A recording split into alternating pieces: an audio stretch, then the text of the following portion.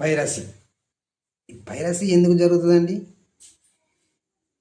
పెద్ద పెద్ద హీరోలు, ప్రొడ్యూసర్లు వందల వందల కోట్ల పెట్టుబడి పెట్టి సినిమాలు తీసి ఆ భారం అంతా ప్రేక్షకులపై మోపడం ద్వారానే కదా, ఆ భారానికి తట్టుకోలేక మీ సినిమాలు చూసే 100%లో 70% మంది వారి పిల్లల బాధకు, కుటుంబ భార్య బాధకు, ఎవరి బాధలకు వాళ్ళ పిల్లలను మెప్పించలేక సినిమాలకు వస్తారు. సినిమాలకు వస్తే నలుగురు సినిమాకు రావాలంటే 5,000 6,000 రూపాయలు ఫట్టు. బలగం సినిమా చూడండి, నడలేదా? బలగం సినిమా చిన్న పెట్టుబడితో వందల మంది, వేల లక్షల కోట్ల మంది చూసారు. వాళ్ళకి ఎట్లా రెండింది? వాళ్ళు ప్రతి పల్లెటూరులో ఫ్రీ సినిమా ఉంచిండ్రు. వాళ్ళకి ఎలా రెండింది? వాళ్ళు ప్రొడ్యూసర్లు కాదా? వాళ్ళు హీరోలు, హీరోయిన్లు, క్యారెక్టర్ ఆర్టిస్టులు పని చేయలేరా?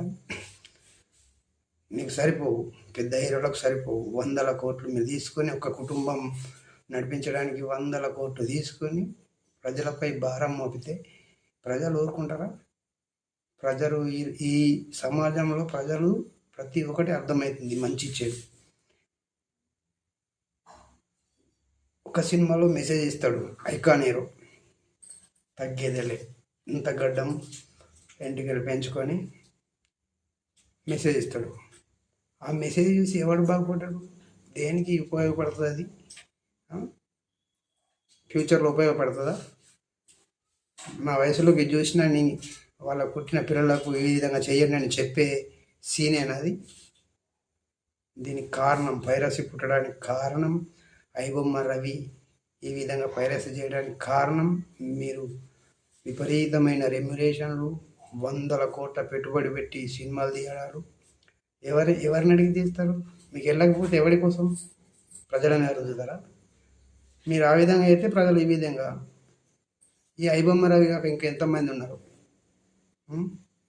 మీరు ఏనాడైతే ప్రజలకు అనుకూలంగా టికెట్లు నిర్ణయించి మీరు మీరు కడుపులో పట్టంత రెమ్యునరేషన్ తీసుకుంటే చాలు, కానీ 10 తరాలు బతికే విధంగా రెమ్యునరేషన్లో తీసుకుంటే ఎవరికైనా కాలుద్ది. అందుకే ఈ విధంగా ఒకడు పోతే ఒకడు పుట్టుకుంటూ వస్తాడు. మీ ఆత్మసాక్షిని అడగండి. ఆ డబ్బు ఏం చేసుకుంటారు? అంత డబ్బు మీరు బొంద మీద పెట్టుకుంటారా? డబ్బు తింటారా? ఆలోచించండి. అందరు పెద్ద పెద్ద డైలాగులు చెప్పిన వాళ్ళే. ఆలోచించి మీ ఆత్మసాక్షిని అడగండి ఒకనాడు. అడిగి ఇది కరెక్టా కాదండి. మీరు ఎప్పుడైతే ప్రజలకు అనుగుణంగా అన్ని రేట్లు నిర్ణయిస్తారో